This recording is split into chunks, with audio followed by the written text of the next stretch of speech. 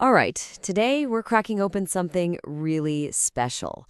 It's a text that's about 2,500 years old. But believe me, it's basically a masterclass in how to win an argument, but in the best way possible.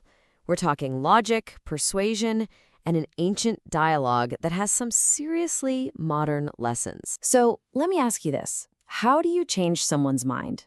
And I don't mean about what to have for dinner. I mean a really deeply held belief, something that's core to their identity. It feels impossible, right? Well, there's this ancient story about a king and a wise sage that actually gives us a kind of blueprint for how to do it. Okay, so picture this. We're in the ancient Indian city of Madhurā. You've got this powerful ruler, King Avantiputta, and he starts hearing whispers about this sage, a guy named Mahakachana, who is supposedly, super sharp, incredibly smart, just a brilliant speaker. So the king thinks, I gotta meet this guy. And this isn't just some casual drop-in. The king rolls up in full royal style, the whole entourage. He's coming with a question that is designed to poke at the very foundation of their entire society, the caste system.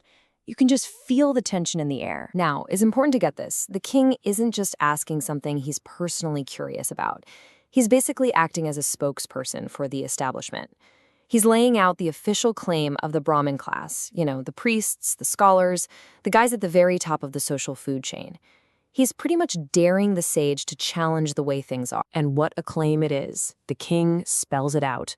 Only Brahmins are the best. They're the light class. They're pure. They were literally born from the mouth of a god. Everyone else? Inferior. That's the argument, laid out plain and simple.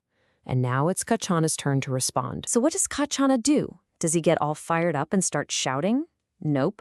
He doesn't argue. He doesn't get defensive at all. His response is just so calm, and honestly, it's genius. He just looks at the king and says, "Great king, that's just hearsay. Hearsay." Can you imagine?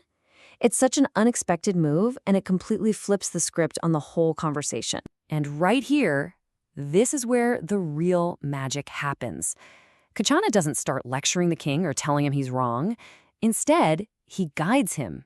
He's about to lay out 4 logical tests, using nothing but simple questions to walk the king step by step toward a conclusion that the king himself is going to come to. So, first up, the test of wealth. Kachana basically poses a what-if scenario. He asks the king, okay, what if someone from the absolute lowest class, a menial, gets super rich?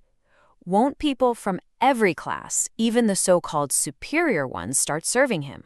Won't they speak to him politely? And the king has to say, yeah, probably. So it seems like wealth has its own power, its own hierarchy, right? And here's the kicker. After this point, Katarana asks this one simple question he'll repeat over and over. So, are the classes equal or not? He's making the king evaluate the evidence himself. And what does the king say? He admits it. You know what? I can't see any difference between them. Boom.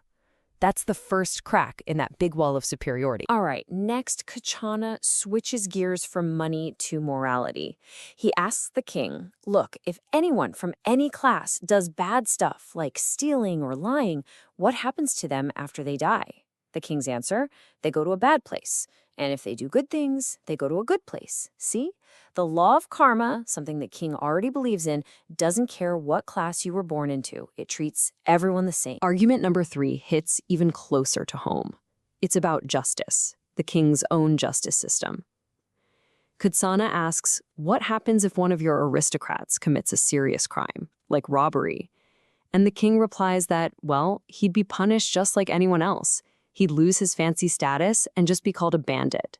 So the king's own law doesn't see a difference. And for his last point, Kachana totally flips the script. Instead of crime, he talks about virtue. He asks, okay, what if somebody from any of the classes gives it all up to become a holy person, an ascetic? The king says he'd bow down to that person, he'd honor and protect them. Why?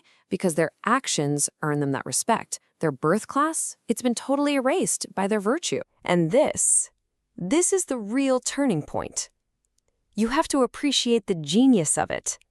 Katrana has built this completely airtight case not by stating his own opinions, but by using the king's own logic, his own laws, and his own beliefs.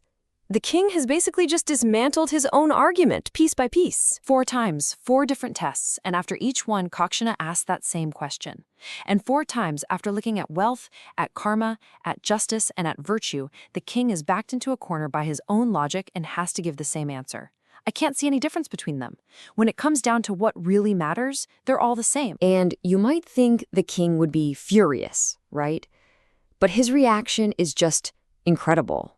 He's not mad, he's amazed, he's enlightened.